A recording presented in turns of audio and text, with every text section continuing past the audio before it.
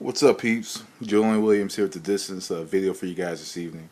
The return of The Distance. I know I've been gone for about 2 weeks now.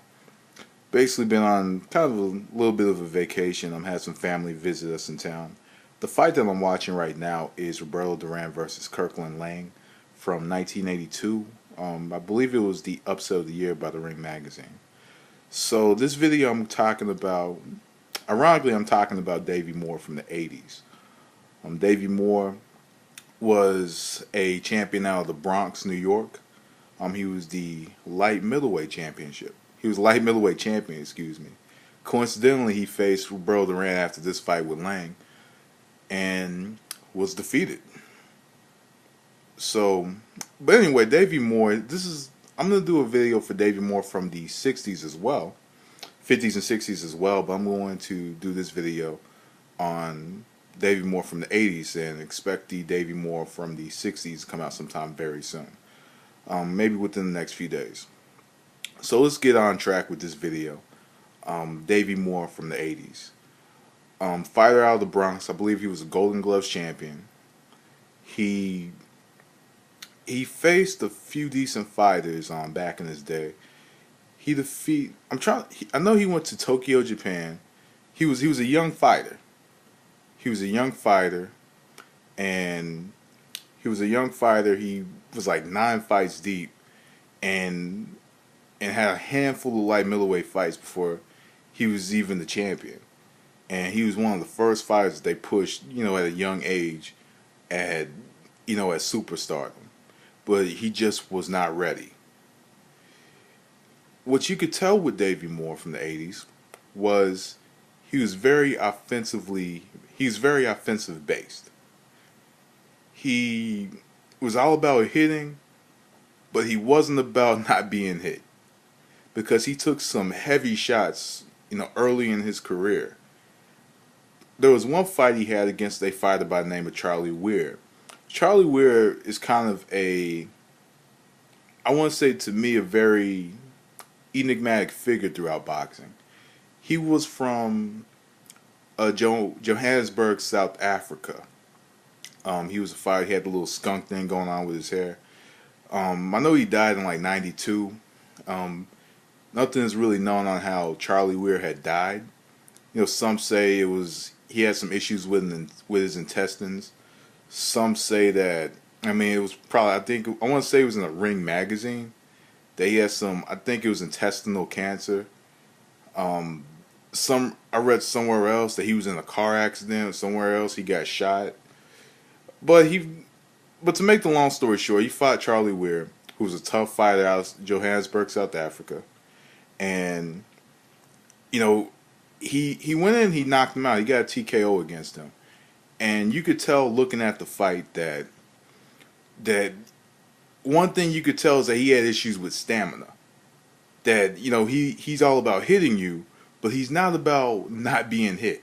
He was a very offensive-based fighter who did not emphasize on his defense one bit at all.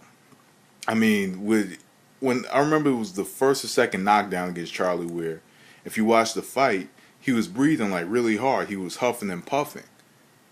And then, of course, he ended up knocking him out. And then, next thing you know, he's fighting the man on the screen here, Roberto Duran.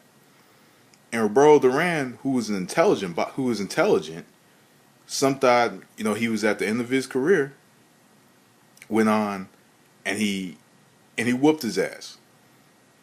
I want to say it was a 7th round TKO.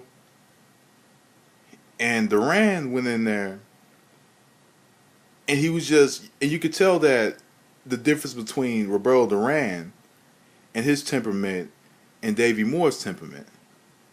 Because if you see Duran right here, you see how calm, cool, collective he is, how poised he is, how he's in that position ready to throw a punch.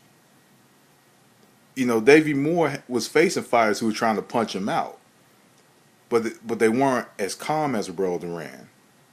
Roberto Duran's going to go to the body. He's going to try to touch wherever he can touch in order to get the knockout later on. He's going to work towards the knockout.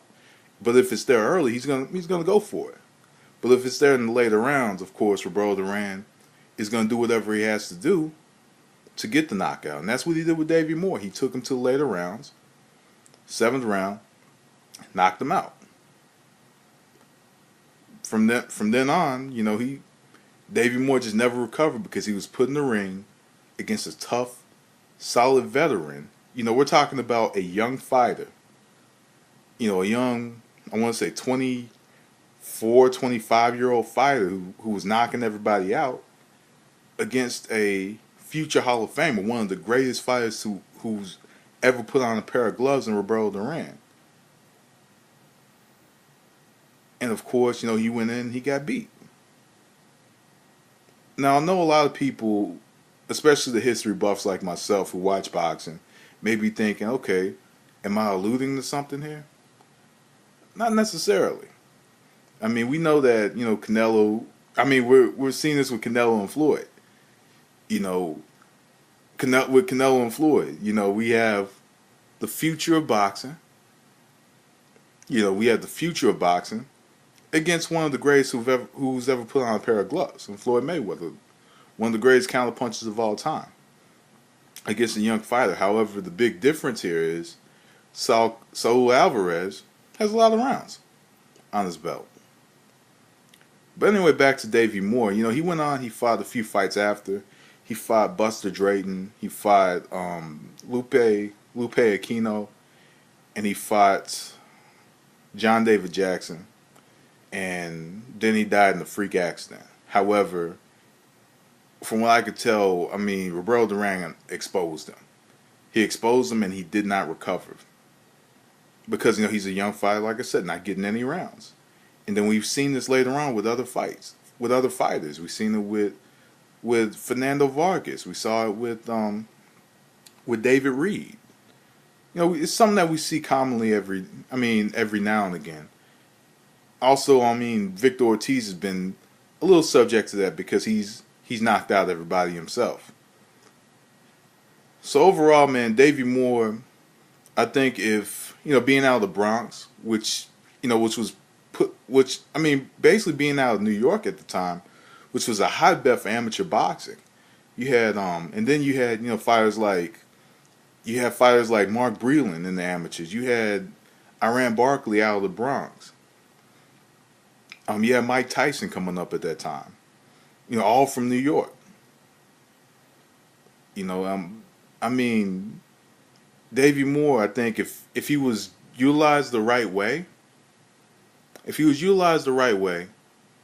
I honestly believe that he could have ended up a lot better than the history books have him. That's just my opinion. I think if they would have put him under the right trainer, he still had, the temperament of an amateur fighter. He wasn't calm. He just went out and he threw punches. 5, 6, 7 rounds. He put all his energy into his shots. And went from there. But anyway, peeps, I'm out of here. Thanks for watching. That was The Distance. Peace.